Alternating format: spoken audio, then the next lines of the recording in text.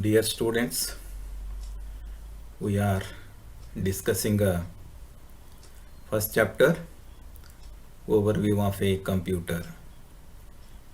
In our first chapter, in our last video, we have discussed the introduction and functional components of a computer, that is a block diagram of computer. In our last class, in our last video, we are discussed. Okay, in this video we will discuss about the evaluation of computer, then generations of computers. The history of computers we will detailed see in this session.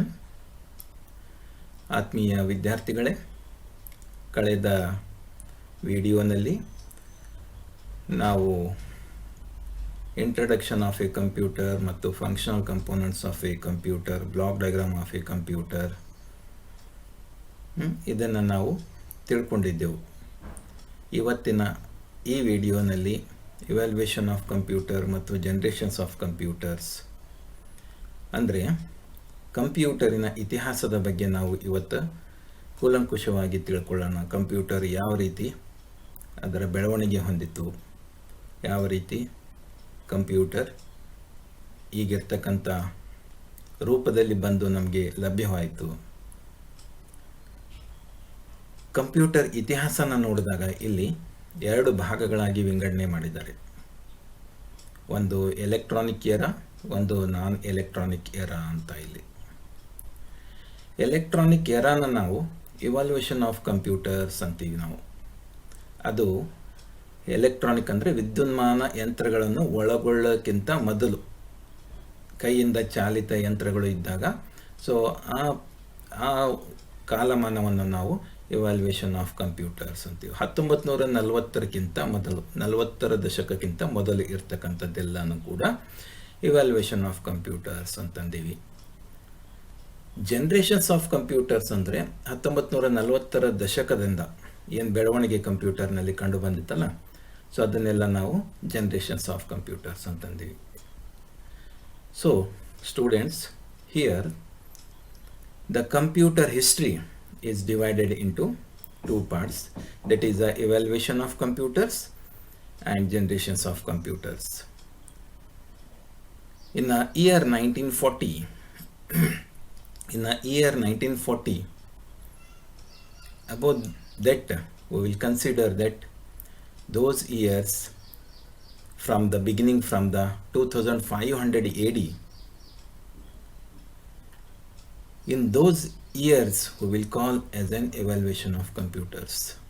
So those computers worked for only by the human being. Those will not depend on a current. So generations of computers after 1940, after 1940s, the generations of computers will be developed. The generations of computers means here the electronic components are used in computers. Okay, so that the history we will discuss now in this class. Okay, so evaluation of computers, man and mankind has helped to invent a calculating tool. Okay, so ಕಂಪ್ಯೂಟರಿನ ಬೆಳವಣಿಗೆ, ಕಂಪ್ಯೂಟರಿನ ಇತಿಹಾಸದ ಬೆಳವಣಿಗೆ ಯಾವ ರೀತಿ ಆಯಿತು ಅಂತಂದರೆ ಇಲ್ಲಿ, ಸೊ ಮನುಷ್ಯ ತನಗೆ ಒಂದು ಲೆಕ್ಕವನ್ನು ಮಾಡೋದಕ್ಕಾಗಿ ಒಂದು ಯಂತ್ರನ ಕಂಡುಹಿಡಿದ. ಆ ಯಂತ್ರನ ನಾವು ಇವತ್ತು ಎಲ್ಲ ಕೆಲಸಕ್ಕಾಗಿ ಉಪಯೋಗ ಮಾಡ್ತೀವಿ. ಮೊದಲು ಮನುಷ್ಯ ಹೇಗೆ ಎಣಿಕೆ ಮಾಡ್ತಿದ್ದ? ಕೈ ಬೆರಳುಗಳಿಂದ, ಕಟ್ಟಿಗೆಯಿಂದ, ಯಾವುದೇ ಒಂದು ವಸ್ತುವಿನಿಂದ. ಸೊ ಆ ವಸ್ತುಗಳು ಇವತ್ತು ಇಷ್ಟಿತ್ತು ಅಂತನ್ನೋದು ಆ ವಸ್ತುಗಳು ಒಂದರಲ್ಲಿ ಇಟ್ಟು ಮತ್ತೆ ನೆಕ್ಸ್ಟ್ ಡೇ ಎಷ್ಟಾಯಿತು ಅಂತ ಮತ್ತೆ ಅದೇ ಸೇಮ್ ಇರ್ತಕ್ಕಂಥ ವಸ್ತುನ ಅದರಲ್ಲಿ ಹಾಕಿ ಟೋಟಲ್ ಮಾಡ್ತಿದ್ದ. So even today we are using fingers for calculating purpose. There is an limitations in fingers. There is an only 10 fingers. Okay, so man to construct a tool for calculation purpose. So there is a necessary the tool for a calculation purpose. Okay, even civilization have been contributed calculating tool in their own methods and design. Okay, ನಮ್ಮ ಬೆಳವಣಿಗೆ, ಮಾನವನ ಬೆಳವಣಿಗೆ ಯಾವ ರೀತಿ ಹೊಂದುತ್ತಲ್ವಾ, so ಅದೇ ರೀತಿಯೂ ಕೂಡ ಇಲ್ಲಿ ಕಂಪ್ಯೂಟರ್ ಬೆಳವಣಿಗೆ ಹೊಂದ್ಕೊಳ್ತಾ ಬಂತು. ಅಂದರೆ ಎಣಿಕೆ ಮಾಡ್ತಕ್ಕಂಥ ಒಂದು ಮಷಿನ್ನ ಬೆಳವಣಿಗೆ ಹೊಂದ್ಕೊಳ್ತಾ ಬಂತು. ಅದು ಡಿಸೈನ್ ಹಾಕ್ಕೊತ ಬಂತು, ಮೆಥಡ್ಸ್ಗಳನ್ನು ಉಪಯೋಗ ಮಾಡ್ಕೊಳ್ತಾ ಬಂತರು. So where the mechanical machine, so ಕೈಯಿಂದ ನಡೀತಕ್ಕಂಥ ಯಂತ್ರ, ಕಾಲಿಂದ ನಡೀತಕ್ಕಂಥ ಯಂತ್ರ, ಕೆಲವೊಂದು ಯಂತ್ರಗಳನ್ನು ಕಂಡು ಹಿಡಿದು ಸೊ ಅದನ್ನು ಎಣಿಕೆಗಾಗಿ ಉಪಯೋಗ ಮಾಡಿದರು. ಇತಿಹಾಸನ ನಾವು ನೋಡ್ಕೊತ ಹೋದಾಗ, ಸೊ ಈ ಇತಿಹಾಸನ ನಾವು ಏನಂತೀವಿ, ನಾನ್ ಎಲೆಕ್ಟ್ರಾನಿಕ್ ಎರಾ. ಸೊ ನಾನ್ ಎಲೆಕ್ಟ್ರಾನಿಕ್ ಎರಾದಲ್ಲಿ ಮೊದಲಿಗೆ ನಾವು ನೋಡ್ತಕ್ಕಂಥದ್ದು ಮೊದಲು BC, before Christ. Okay, so the abacus, now today it is unfamiliar very much. So abacus, for what purpose? Means it is an calculation purpose, it is an doing the arithmetic problems purpose. Now today it is an very familiar. Okay, so this abacus is invented in the early 2500 BC. Okay, I have already some more explained on this tool. Okay, it has a very simple calculation. So it has the beads. Okay, so abacus is a first known calculating machine used for counting. It is made of beads strung on cords and is used for simple arithmetic calculations. The cords correspond to position of decimal digits. Okay, so ಇಲ್ಲಿ ರಾಡುಗಳು ಮತ್ತು ಮುತ್ತುಗಳು ಮತ್ತು bar ಅಂತ, ಈಗ ಫ್ರೇಮ್ನಲ್ಲಿ ಬಾರ್ಗಳನ್ನು ಉಪಯೋಗ ಮಾಡಿ, ನೀವು ಮೊದಲನೇದೇನೋ ಒಂದು ಸ್ಲೇಟನ್ನು ಮಕ್ಕಳಿಗೆ ಕೊಡ್ತಿರಲ್ಲ ಎಣಿಕೆ ಮಾಡಲಿಕ್ಕೆ, ಮುತ್ತುಗಳು ಇರ್ತಕ್ಕಂಥ ಸ್ಲೇಟನ್ನು, ಸೊ ಅದೇ ರೀತಿ ಇದು ಬೆಳವಣಿಗೆ ಹೊಂದಿತು. ಆ ಮುತ್ತುಗಳನ್ನು ಎಣಿಸಿ ಮಕ್ಕಳಿಗೆ ಕಳೀತಕ್ಕಂಥ ಕೂಡಿಸ್ತಕ್ಕಂಥ ಲೆಕ್ಕ ಏನು ಮಾಡಿಸ್ತಿರಲ್ಲ, ಸೊ ಅದೇ ರೀತಿ ಇರ್ತಕ್ಕಂಥ ಒಂದು ಇದು ಮಷೀನ್. ಇದು ಕ್ರಿಸ್ತಪೂರ್ವ 2500 ವರ್ಷಗಳಲ್ಲಿಯೇ ಕಂಡು ಹಿಡಿದರು. ಇದು ಎದಕ್ಕಾಗಿ ಉಪಯೋಗ ಮಾಡಿದ್ರು ಅಂದರೆ ಕೂಡಿಸೋದು, ಕಳೆಯೋದು, ಮತ್ತು ಮುಂದೆ ಬೆಳವಣಿಗೆ ಹೊಂದಾಗ ಏನು ಭಾಗಾಕಾರ, ಗುಣಾಕಾರ ಇಂಥವೆಲ್ಲ ಲೆಕ್ಕಗಳನ್ನು ಮಾಡುವುದಕ್ಕಾಗಿ ಉಪಯೋಗ ಮಾಡಿದ್ರು. ಇವತ್ತೂ ಕೂಡ ನಾವು ಇದನ್ನು ಉಪಯೋಗ ಮಾಡ್ತಾ ಇದ್ದೀವಿ. Okay, so in this machine is used for doing the decimal number arithmetic using these beads. Okay, so beads are represent digits.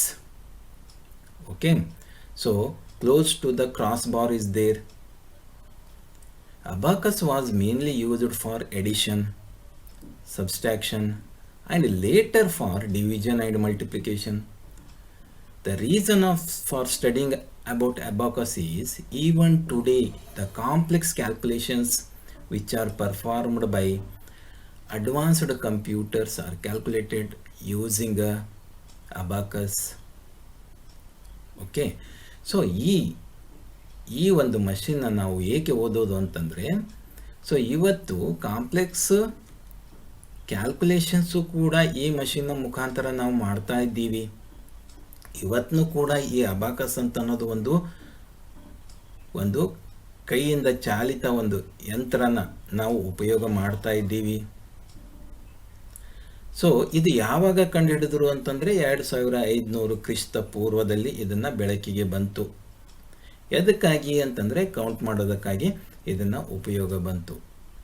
So ಅವಾಗಿಂದ ಇವನ್ನೆಲ್ಲ ಕಂಪ್ಯೂಟರ್ಸ್ಗಳು ಬೆಳವಣಿಗೆ ಹೊಂದ್ಕೊಳ್ತಾ ಬಂದು, ಸೊ ನಂತರದಲ್ಲಿ 1614 ಕ್ರಿಸ್ತ ಶಕ 1614ರಲ್ಲಿ ಜಾನ್ ನೇಪಿಯರ್ ಅಂತನವನು Scottish mathematician.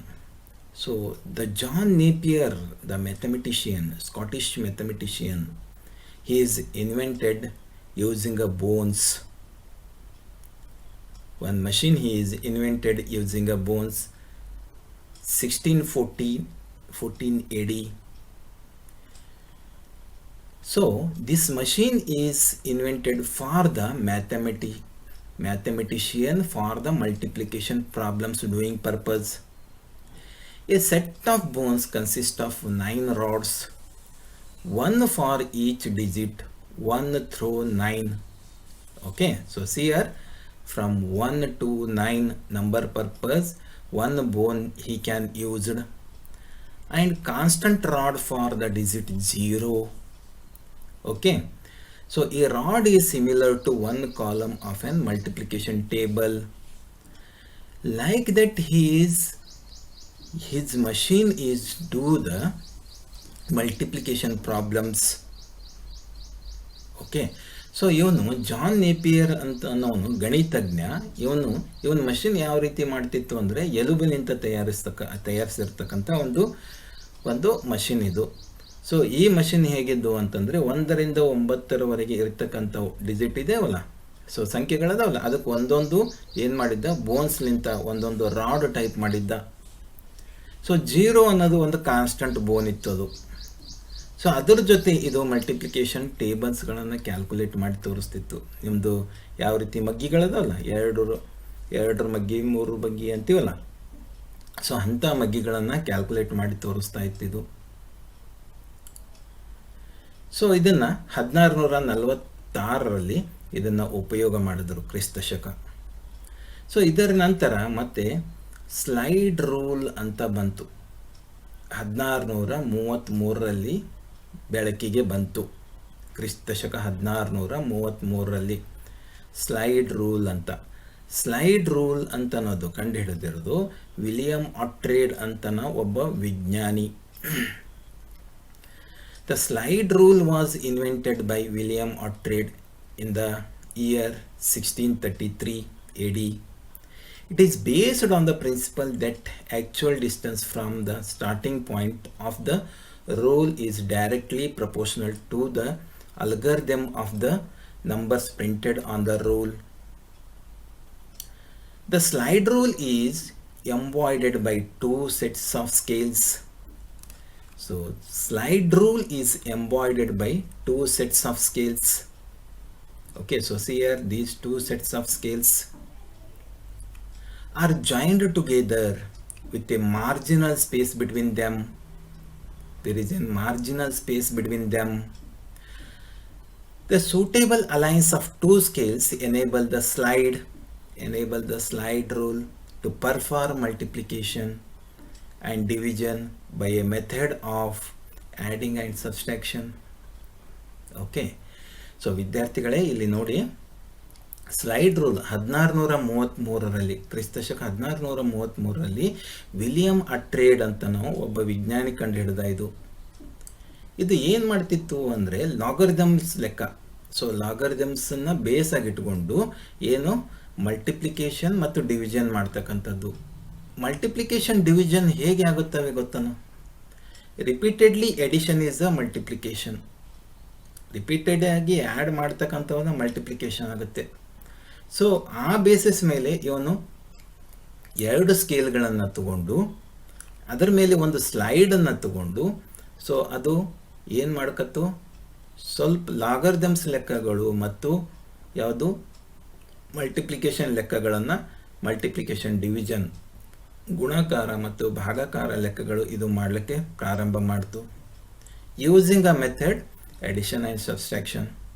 So above that, those 2 scales, rule ಅಂತಂದ್ರೆ scale. Okay, so 2 scales, above that there is one slide.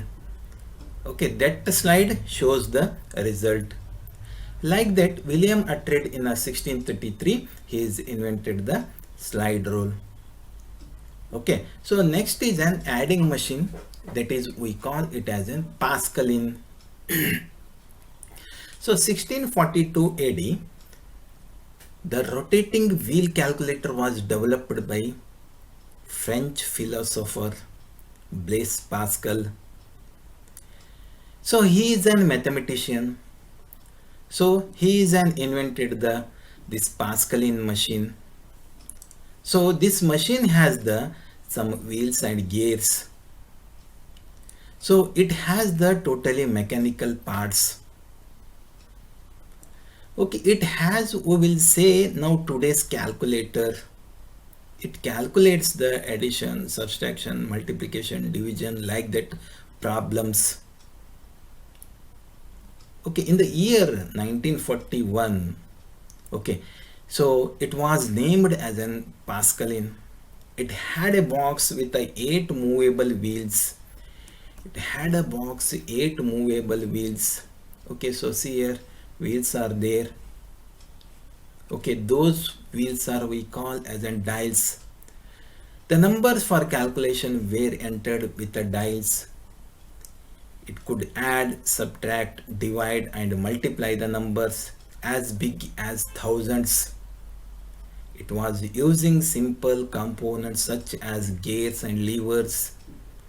This is a producer of today's electronic calculator. He was inspired by the computation work of his father Job and devised the model. He was only 19-year-old. Okay, so when he invented this machine, who is invented this machine? French philosopher Blaise Pascal invented this machine. So at the year of 19. Okay, his father's calculation purpose, he is invented this machine. His father is a trade organizer. Okay, so Blaise ಈ machine ಪಾಸ್ಕಲಿನ್ ಏನಿದೆಯಲ್ಲ, so 1641ರಲ್ಲಿ ಬೆಳಕಿಗೆ ಬಂತು.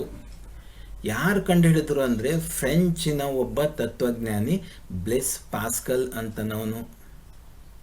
ಇದು ಹೇಗಿದೆ ಅಂದರೆ mechanical ಆಗಿದೆ. ಅಲ್ಲೆಲ್ಲ ಅಲ್ಲಿ ವೀಲ್ಗಳು ಯೂಸ್ ಮಾಡಿದ್ದಾರೆ. ವೀಲ್ಗಳು ಗೇರ್ಸ್ ಇದ್ದಂಗೆ, ಮತ್ತು ಆ ರೀತಿ ಮೂವಿಂಗ್ ಪಾರ್ಟ್ಸ್ಗಳನ್ನು ಯಾವ ರೀತಿ ನೀವು ವೆಹಿಕಲ್ನಲ್ಲಿ ನೋಡ್ತಿರಲ್ಲ, ಸೊ ಆ ರೀತಿ ಇದೆ. ಸೊ ನೀವು ಡೈಲ್ಸ್ಗಳನ್ನು ಹೀಗೆ ಮೂವ್ ಮಾಡಿದ್ರೆ ಅದು ಏನು ಮಾಡುತ್ತೆ, ಡೈಲ್ಸ್ ಮೇಲೆ ನಂಬರ್ಸ್ಗಳನ್ನು ಹಾಕಿ, ಆ ನಂಬರ್ಸ್ಗೆ ಹಾಕಿ ನೀವು ಮೂವ್ ಮಾಡ್ತಿರಲ್ಲ, ಸೊ ಆ ಮೂವ್ ಮಾಡಿದ್ರೆ ನಿಮ್ಗೆ ಏನು ಲೆಕ್ಕ ಬರುತ್ತೆ, ಸಬ್ಸ್ಟ್ರಾಕ್ಟ್, ಡಿವೈಡ್ ಆ್ಯಂಡ್ ಮಲ್ಟಿಪ್ಲಿಕೇಶನ್ ಎಲ್ಲಿವರೆಗೆ ಮಾಡುತ್ತೆ ಅಂದರೆ ಸಾವಿರದ ಸಂಖ್ಯೆಯವರೆಗೆ ಇದು ಮಾಡುತ್ತೆ. ಸೊ ಮೊದಲಿಂದ ಹೇಗಿತ್ತು, ಕೈ ಬೆರಳುಗಳು ಇದ್ದಷ್ಟು 10, 15, 100ರವರೆಗೆ ಕ್ಯಾಲ್ಕುಲೇಟ್ ಮಾಡ್ತಕ್ಕಂಥ ಮಷಿನ್ ಇದ್ದು. ಈಗ ಎಂಥದ್ದು ಬಂತು ಮಷಿನ್ ಅಂತಂದರೆ 1000ವರೆಗೆ ಕ್ಯಾಲ್ಕುಲೇಟ್ ಮಾಡ್ತಕ್ಕಂಥ ಮಷಿನ್ ಬಂತು. ಸೊ ಇದನ್ನು ಏಕೆ ಕಂಡುಹಿಡಿದ ಅಂತಂದರೆ ಅವನ ತಂದೆಯ ಒಂದು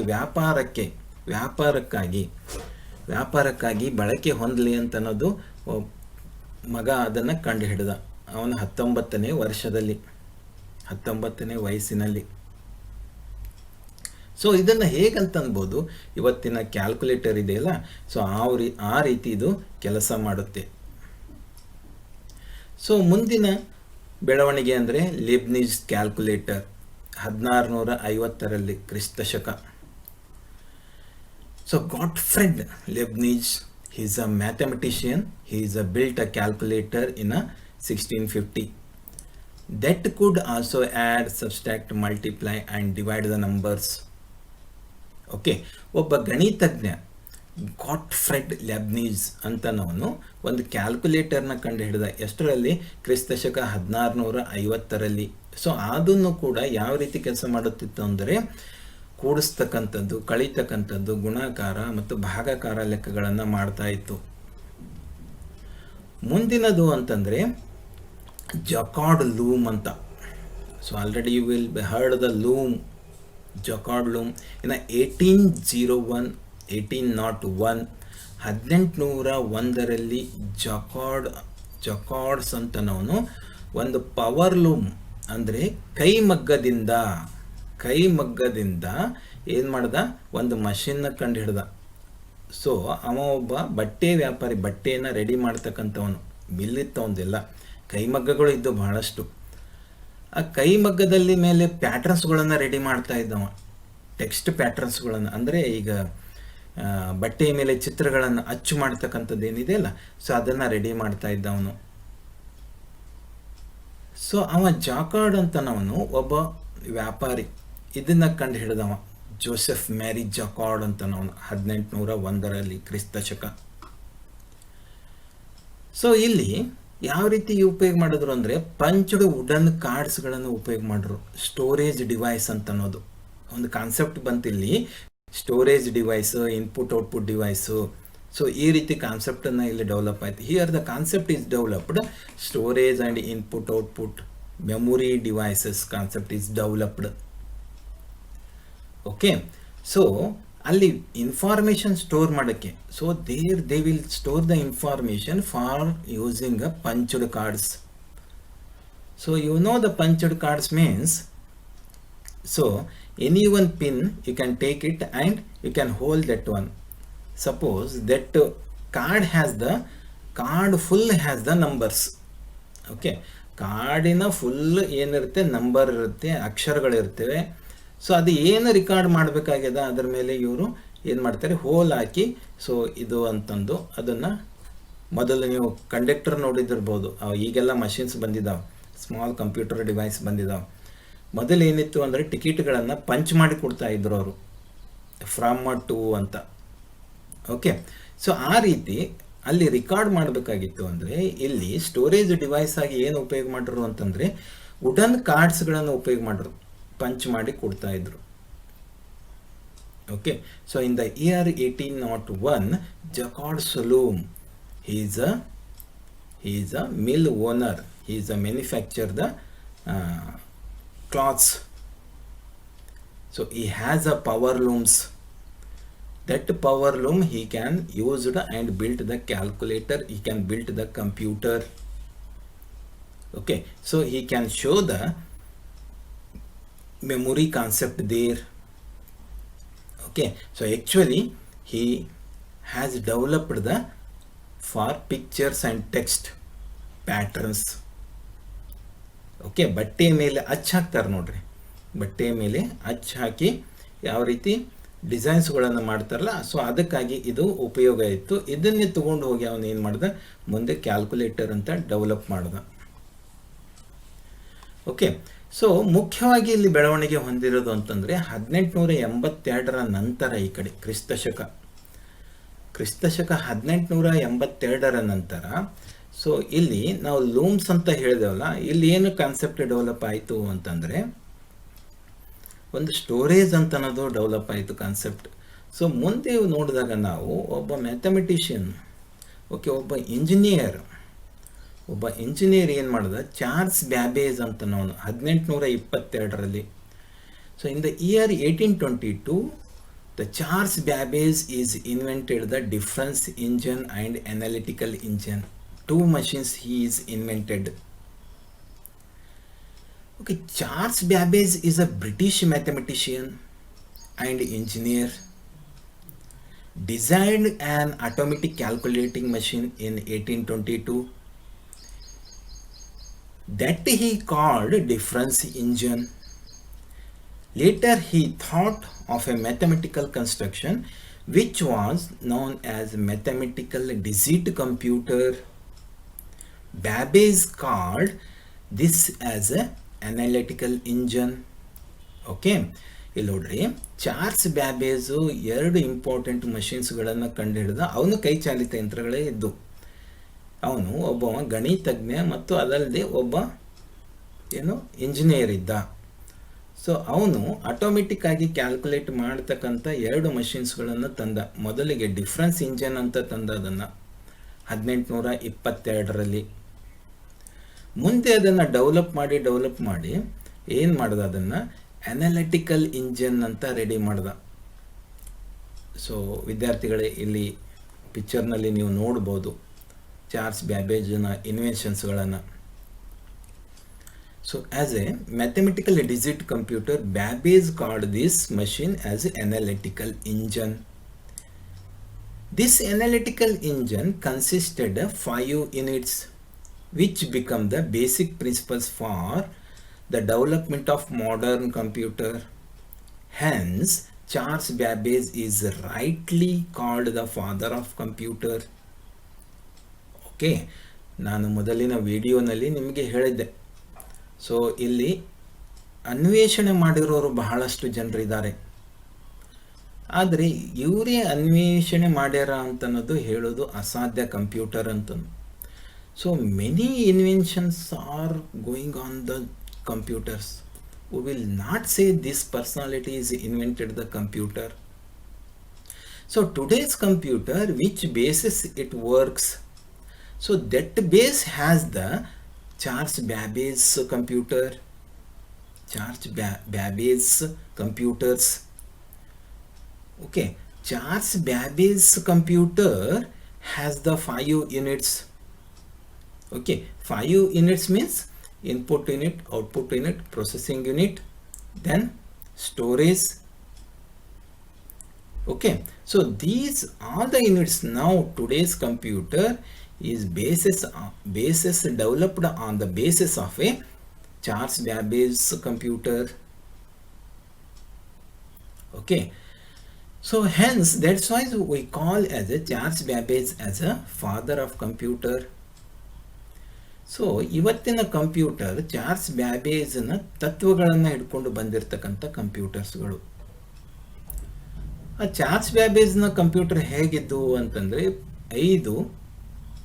ಐದು ಯೂನಿಟ್ಗಳು ಇದ್ದು. ಅದರಲ್ಲಿ ಮುಖ್ಯವಾಗಿ input, process, output, storage unit. Okay, ಇವೆಲ್ಲ ಇಂಪಾರ್ಟೆಂಟ್ ಯೂನಿಟ್ಗಳು ಹೊಂದಿದ್ದು. ಅದಕ್ಕಾಗಿ ನಾವು ಅವನ್ನ ಚಾರ್ಲ್ಸ್ ಬ್ಯಾಬೇಜ್ನ ಏನಂತೀವಿ, ಕಂಪ್ಯೂಟರ್ನ ಪಿತಾಮಹ ಅಂತೀವಿ. ಸೊ ಅದನ್ನೇ ಡೆವಲಪ್ ಹಾಕೊಂತ ಬಂತು. ಸೊ ಈ ಚಾರ್ಲ್ಸ್ ಬ್ಯಾಬೇಜ್ 2 ಮಷಿನ್ಗಳನ್ನು ಡೆವಲಪ್ ಮಾಡಿದ್ದ, ಹೌದಾ. ಈ 2 ಮಷಿನ್ಸ್ಗಳಿಗಾಗಿ ಕೆಲವೊಂದು ಕೋಡಿಂಗ್ಸ್ಗಳು ಬೇಕಾಗ್ತಿದ್ದು. ಸೊ ಕೋಡಿಂಗ್ಸ್ ಅಂದರೆ ಆ ಕೋಡಿಂಗ್ಸ್ ಪ್ರಕಾರನೇ ಅದಕ್ಕೆ ಡೇಟಾ ಕೊಡಬೇಕು, ಆ ಕೋಡಿಂಗ್ಸ್ ಪ್ರಕಾರನೇ ಅದಕ್ಕೆ ಇನ್ಫಾರ್ಮೇಷನ್ ಕೊಡಬೇಕು. ಸೊ ಅವು ಕೋಡಿಂಗ್ಸ್ಗಳನ್ನು ಡೆವಲಪ್ ಮಾಡಿರ್ತಕ್ಕಂಥವ್ರು ಯಾರು ಅಂತಂದರೆ, so who is the developer of an those codes means softwares. Okay, so his assistant is there. She is the lady Ada Lovelace. She is a first programmer in the world. She is the first software engineer in the world. Okay, so that's why now today's computer technology, computer software engineer profession is suitable for girls. Okay, so Lady Ada Lovelace is the first programmer in 1833. She is developed the some instructions, some programs for the Charles Babbage computers. Okay, so ಮೊದಲ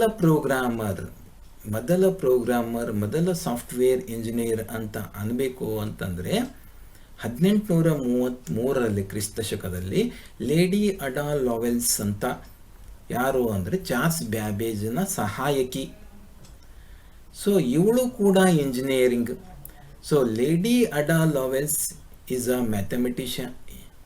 She is a mathematician. Genius come to light most strikingly his work with Charles Babbage was pathway into the process of designing a first mathematical computers. Purpose, she is developed the instructions. She started the writing algorithms. Okay, so ಆಕೆ ಏನು ಮಾಡಿದಳು ಅಂದರೆ ಮೊದಲಿಗೆ ಅಲ್ಗರಿದಮ್ಸ್ಗಳನ್ನು develop ಮಾಡಿದಳು. ಯಾವುದಕ್ಕಾಗಿ? Charles ಬ್ಯಾಬೇಜ್ನ ಮಷಿನ್ಗಳಿಗಾಗಿ. So ಅದನ್ನೇ coding ಆಗಿ ಡೆವಲಪ್ನ ನಾವು ಇವತ್ತು ಮಾಡ್ತಾ ಇದ್ದೀವಿ.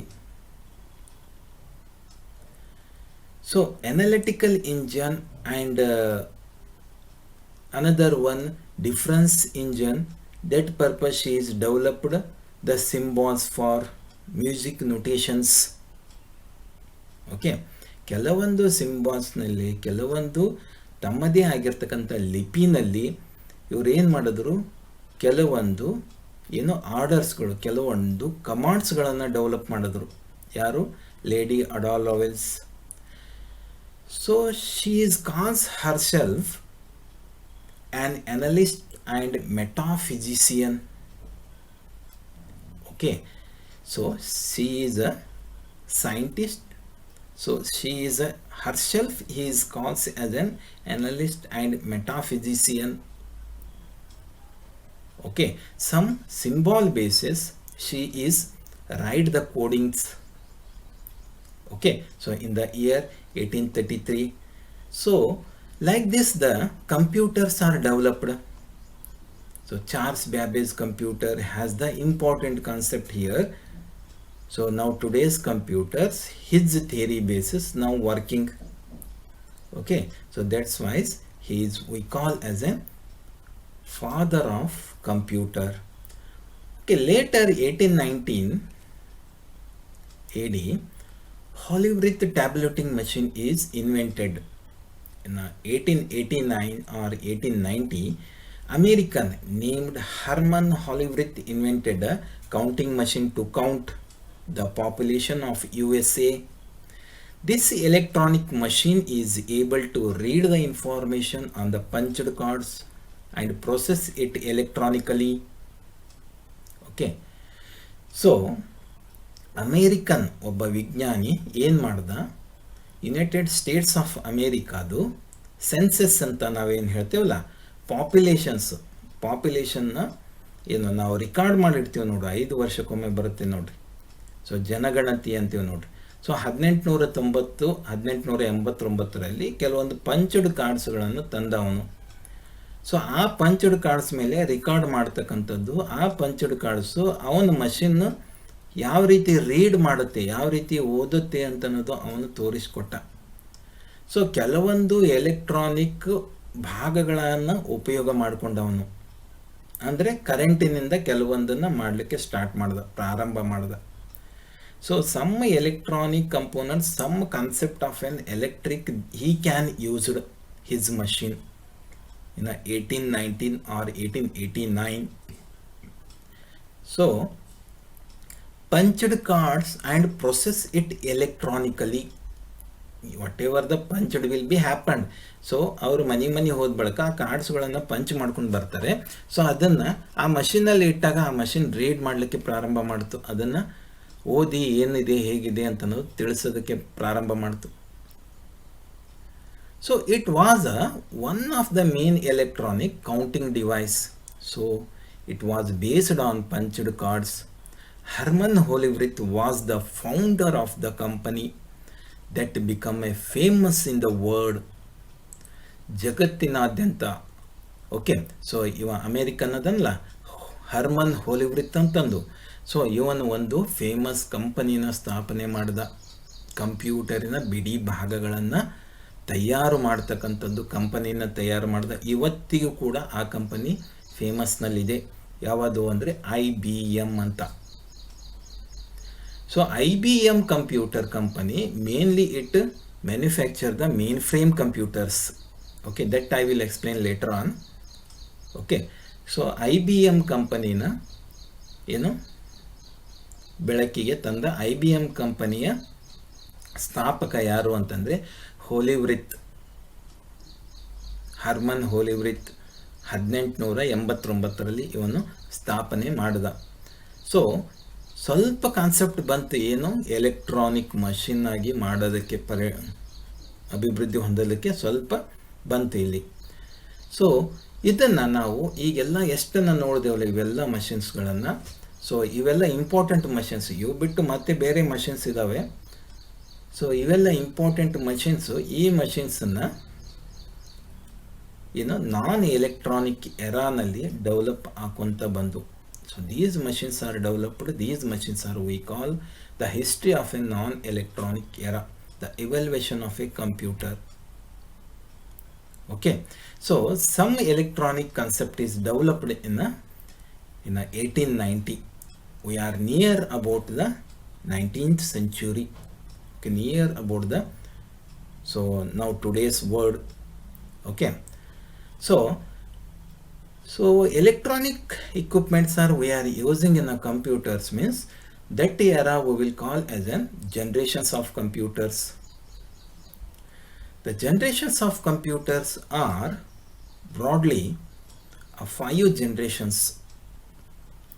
The evaluation of electronic computers over a period of time can be traced effectively by dividing this period into various generations, each generation characterized by a major technological development that fundamentally changed the way computers operated.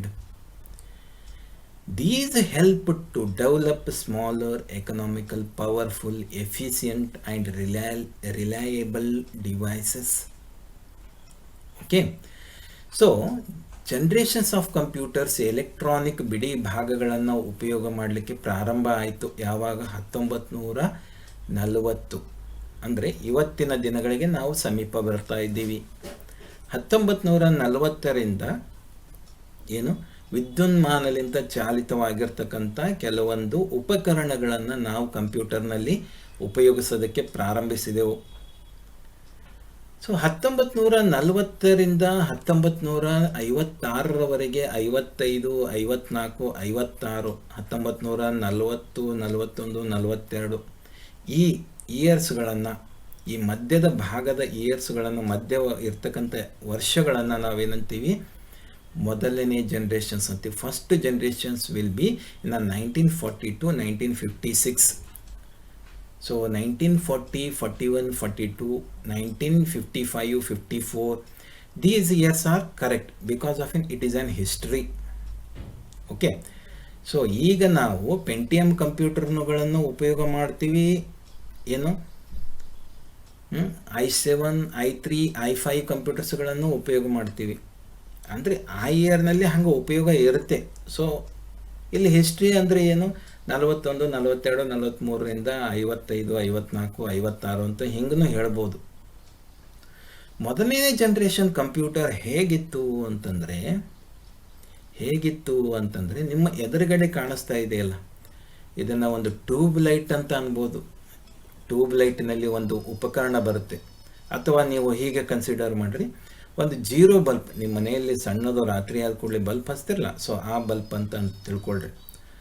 So ಇದೊಂದು electronic equipment, vacuum tubes. This is we call as an vacuum tubes. So in a first generation's computer, these vacuum tubes are thousands together they will used. So each vacuum tube has the size of each zero bulbs. These vacuum tubes are consumes 3 to 5 volt of current.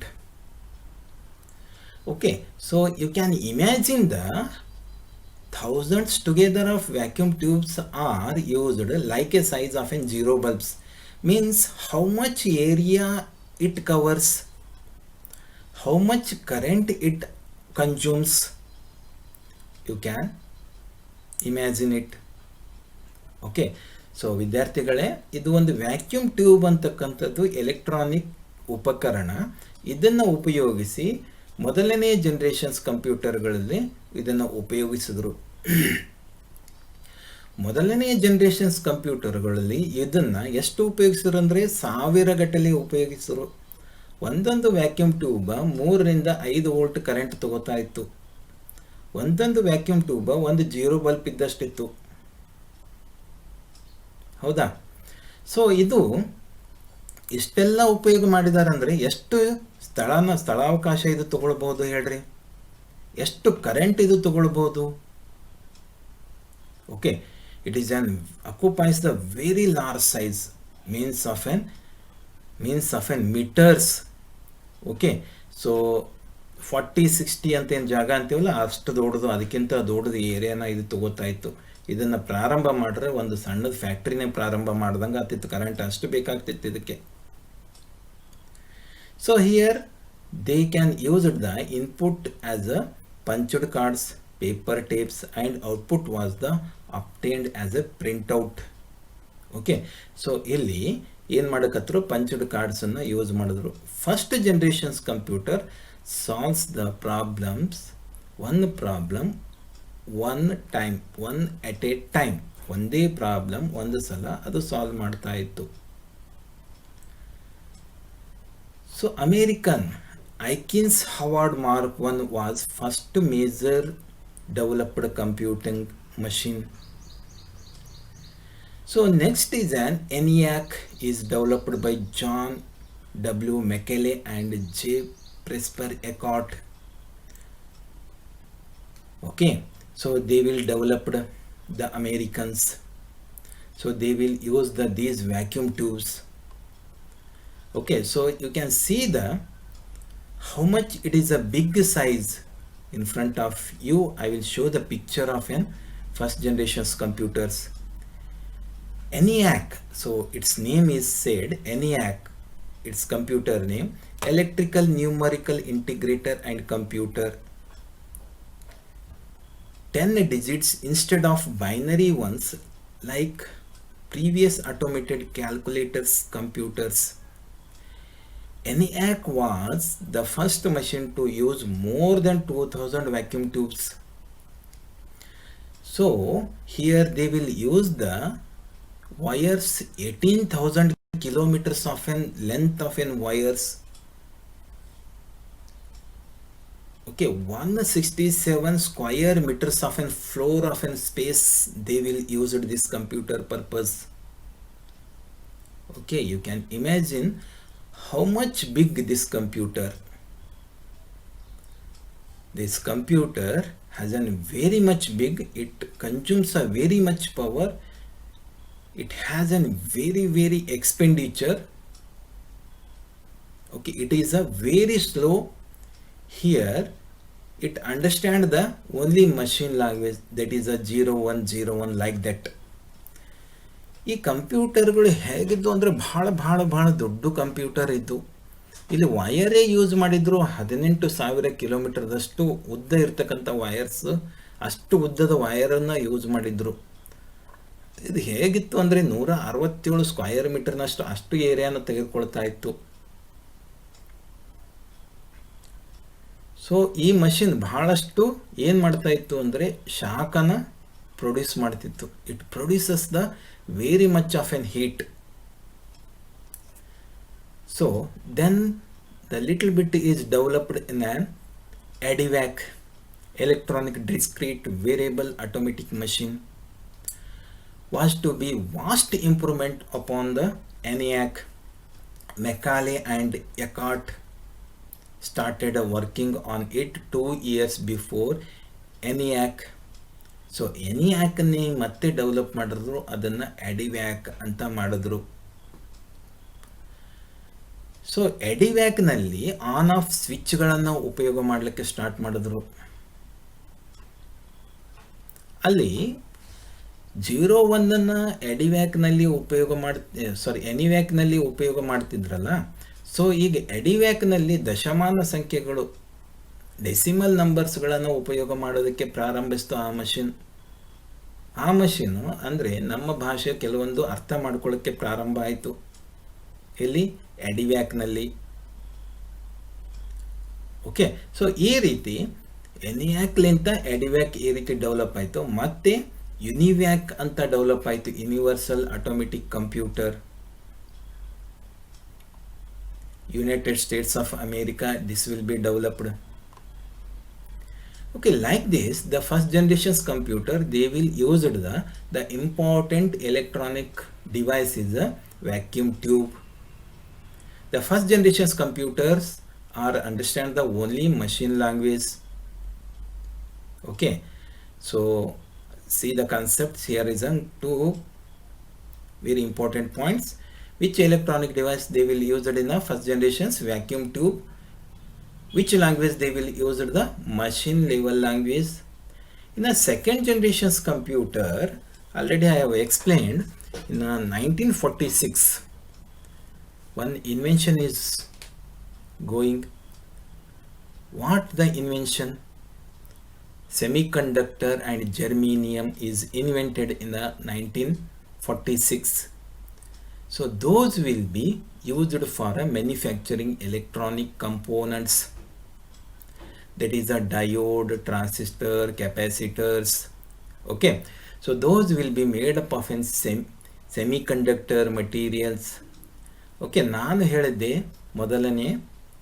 ಮೊದಲಿಗೆ so 1946ರಲ್ಲಿ ಖನಿಜಗಳು ಪತ್ತೆಯಾದವು. ಖನಿಜಗಳು ಅಂತಂದರೆ ಖನಿಜಗಳನ್ನು ಕಂಡುಹಿಡಿದ್ರು. ಆ ಖನಿಜಗಳು ವಿದ್ಯುನ್ಮಾನ ಯಂತ್ರಗಳಲ್ಲಿ ಉಪಯೋಗ ಮಾಡಿದ್ರು.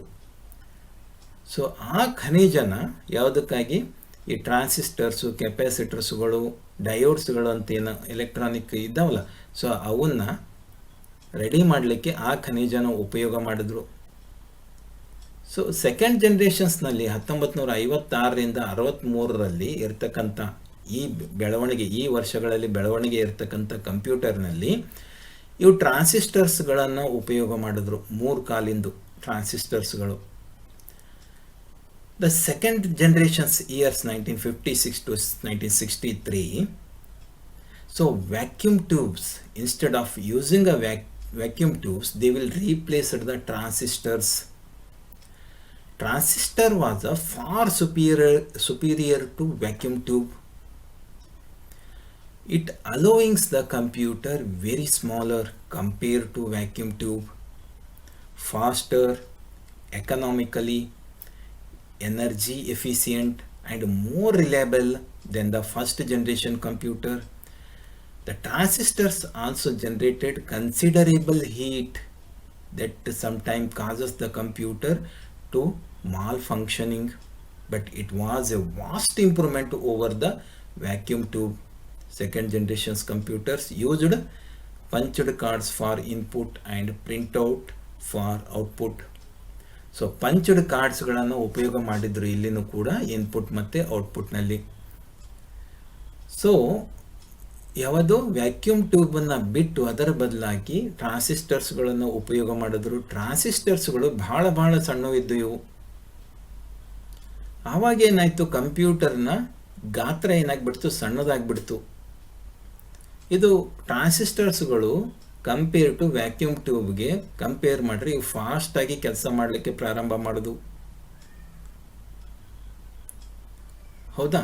So vacuum ಟ್ಯೂಬ್ದು ಕಂಪ್ಯೂಟರ್ನ ಮೇಲ್ಗಡೆ ಅದು ಕೆಲಸ ಮಾಡಬೇಕಾಗಿತ್ತು ಅಂದರೆ ನೀವು ಒಂದು 3-4 ಗಂಟೆ ಮೊದಲನೇ ಚಾಲು ಮಾಡಿಡ್ಬೇಕು ಆ ಕಂಪ್ಯೂಟರ್ನ. ಆ ವ್ಯಾಕ್ಯೂಮ್ ಟ್ಯೂಬ್ಸ್ಗಳು ಹೀಟ್ ಆಗಬೇಕು. ಎನೋಡ್ನಿಂದ ಕ್ಯಾಥೋಡಿಗೆ ಎಲೆಕ್ಟ್ರಾನ್ಸ್ ಟ್ರಾನ್ಸ್ಫರ್ ಆಗಬೇಕಾಗಿದ್ರೆ ಸೊ 4-5 ತಾಸು ಆದ ಬಳಕೆ ಅವು ಹೀಟ್ ಆದ ಬಳಕೆ ಸೊ ಆವಾಗ ಸ್ಟಾರ್ಟ್ ಆಗ್ತಿತ್ತು ಕಂಪ್ಯೂಟರ್. ಅವೆಲ್ಲ ಇಲ್ಲಿ ಹೋಗ್ಬಿಟ್ಟು ಇಲ್ಲಿ ಇದು ಹೀಟನ್ನು ಜಾಸ್ತಿ ಜನ್ರೇಟ್ ಮಾಡ್ತಾ ಇಲ್ಲ. ಯಾವುದು ಟ್ರಾನ್ಸಿಸ್ಟರ್ಸ್ಗಳು ಕನ್ಸಿಡರೇಬಲ್ ಅಂದರೆ ಕಡಿಮೆ ಪ್ರಮಾಣದ ಹೀಟನ್ನು ಜನ್ರೇಟ್ ಮಾಡ್ಲಿಕ್ಕತ್ತಿದ್ದು ಕಂಪ್ಯೂಟರ್. ಯಾವುದು ಸೆಕೆಂಡ್ ಜನ್ರೇಷನ್ಸ್ ಕಂಪ್ಯೂಟರ್.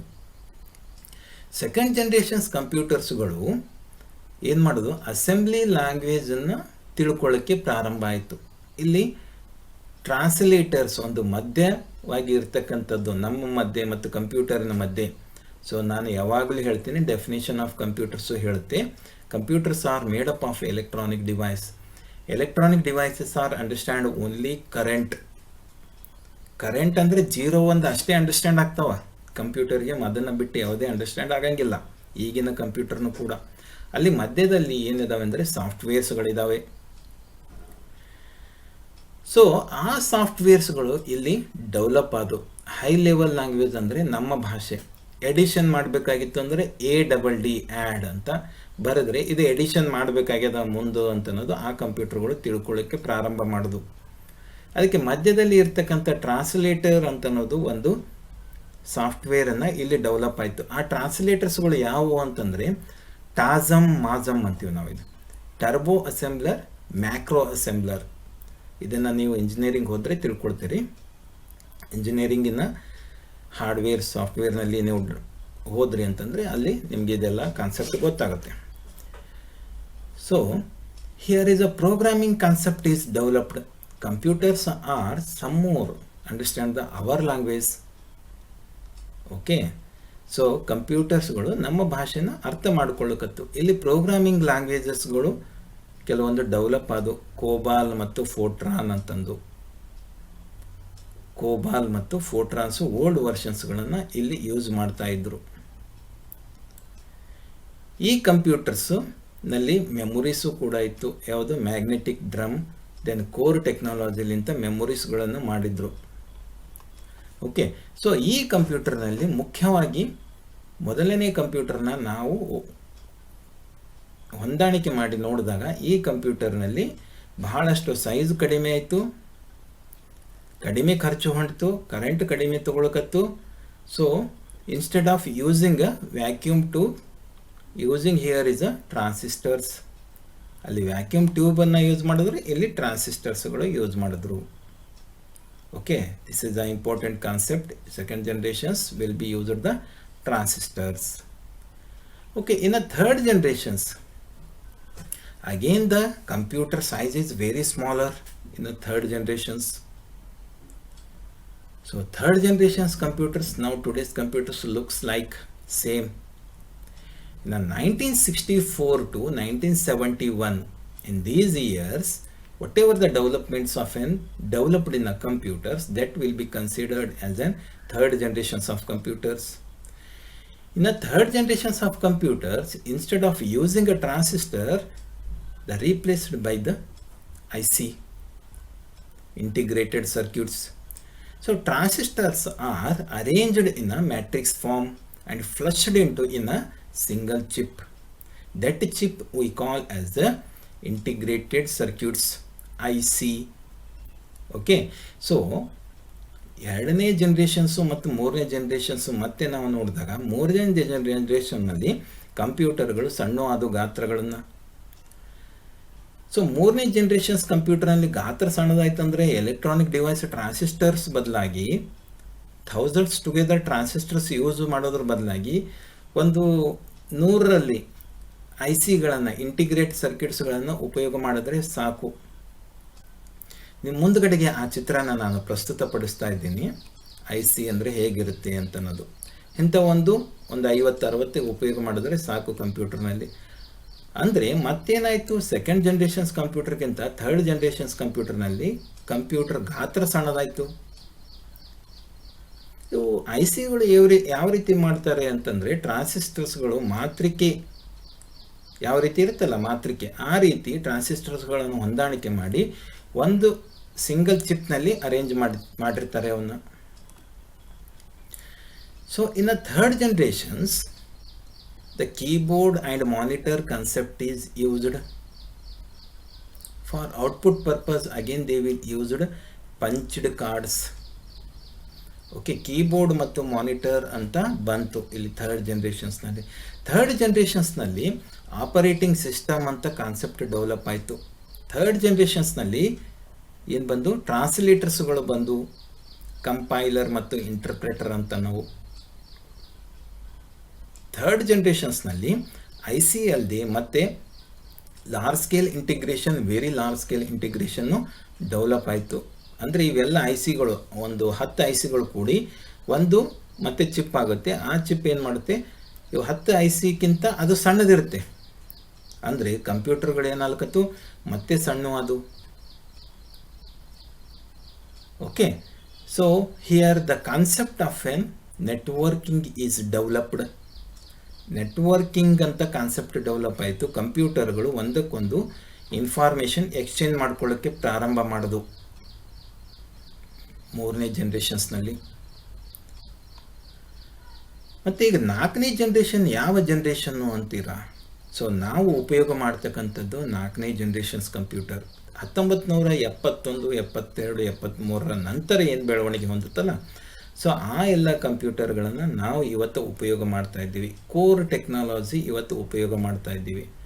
ಮೊದಲು ಪೆಂಟಿಯಮ್ ಸೀರೀಸ್ ಅಂತ ತಂತು ಇಂಟೆಲ್ ಕಂಪನಿ. ಓಕೆ, ಸೊ ನಾನು ಈಗ ಹೇಳಿದೆ VLSI LSI ಅಂತಂದು. VLSI LSI ಅಂತಂದರೆ ಮತ್ತೆ ICಗಳನ್ನು ಒಂದುಗೂಡಿಸಿ ಅದನ್ನು ಒಂದು ಚಿಪ್ಪನ್ನು ರೆಡಿ ಮಾಡ್ತಾರೆ. ಇಲ್ಲಿ ನಿಮ್ಮ ಮುಂದುಗಡೆ ನಾನು ಪ್ರಸ್ತುತಪಡಿಸ್ತಾ ಇದ್ದೀನಿ ಇಂಟೆಲ್ ಕೋರ್ i7 ಅಂತ. ಇಂಟೆಲ್ ಕಂಪನಿ ರೆಡಿ ಮಾಡಿರ್ತಕ್ಕಂಥ ಮೈಕ್ರೋ ಪ್ರೊಸೆಸರ್ ಅಂತ. ಮೈಕ್ರೋ ಪ್ರೊಸೆಸರ್ ಅನ್ನೋದು ಏನು, ಇದೊಂದು ಪ್ರೊಸೆಸರ್, ಇದು ಕಂಪ್ಯೂಟರಿನ ಮೆದುಳು. ಇದನ್ನು ಇಂಟೆಲ್ ಕಂಪನಿ ರೆಡಿ ಮಾಡುತ್ತೆ. ಸೊ ಬಹಳಷ್ಟು ಕಂಪನಿ ಇದ್ದಾವೆ, ಇಂಟೆಲ್, AMD, ಮೊಟ್ರೋಲಾ, ಇವು ಕಂಪನೀಸ್ಗಳು ಇವು ರೆಡಿ ಮಾಡುತ್ತೆ. ಸೊ ಇಂಟಿಗ್ರೇಟೆಡ್ ಚಿಪ್ಸನ್ನು ಇಲ್ಲಿ ಉಪಯೋಗ ಮಾಡಿದ್ರು. ಸೊ ಇಲ್ಲಿ ಡೆವಲಪ್ ಏನಾಯಿತು ಅಂತಂದರೆ ಕಂಪ್ಯೂಟರ್ ನಮ್ಮ ಭಾಷೆ ಎಲ್ಲನೂ ಅಂಡರ್ಸ್ಟ್ಯಾಂಡ್ ಮಾಡ್ಕೊಳ್ಳೋಕ್ಕೆ ಪ್ರಾರಂಭ ಆಯಿತು. ಟ್ರಾನ್ಸ್ಲೇಟರ್ಸ್ಗಳು ಬಂದು. So here translators are developed, compiler and interpreters. Compiler and interpreters when developed, all the languages are understood by the computer. So computer is engaged all the works purpose now today. Now today we are using a fourth generations, that is a present generations computer as a fourth generation of computer.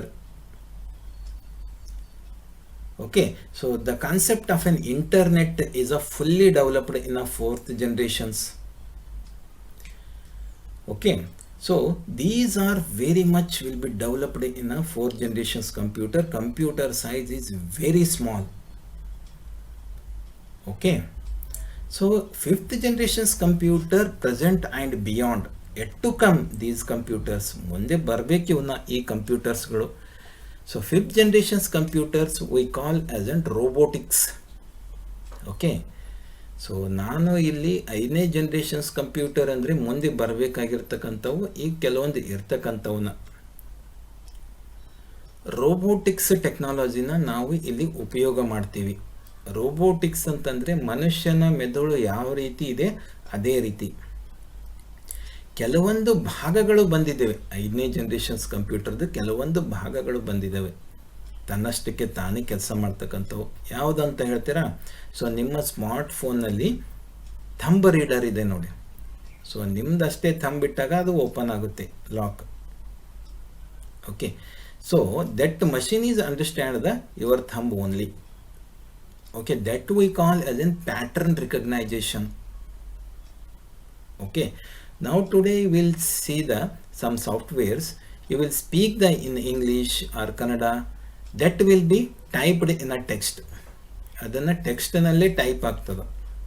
ನೀವು ಮಾತಾಡಿದ್ರಿ ಅಥವಾ ಯಾವುದೇ ಒಂದು ಹೇಳಿದ್ರಿ ಅಂದರೆ ಅದು ಟೆಕ್ಸ್ಟ್ನಲ್ಲಿ ಬರುತ್ತೆ.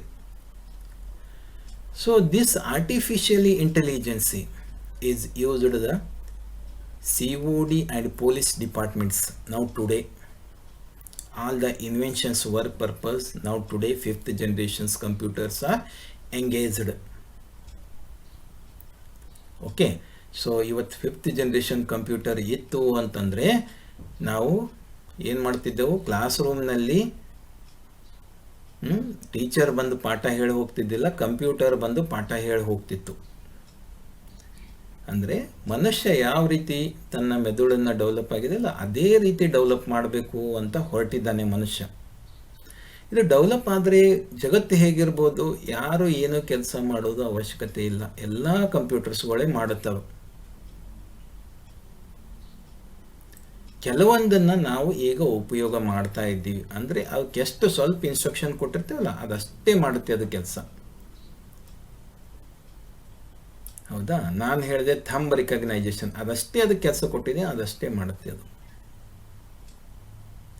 Okay, so ಇದು ಆರ್ಟಿಫಿಷಿಯಲ್ ಇಂಟೆಲಿಜೆನ್ಸಿ, ನ್ಯೂರಲ್ ನೆಟ್ವರ್ಕ್, ಇವೆಲ್ಲ ಬಹಳಷ್ಟು ಕಾನ್ಸೆಪ್ಟ್ ಇದೆ. ನೀವು ಇಂಜಿನಿಯರಿಂಗ್ ಹೋದರೆ ಇದ್ರ ಬಗ್ಗೆ ಎಲ್ಲ ತಿಳ್ಕೊಳ್ತೀರಿ.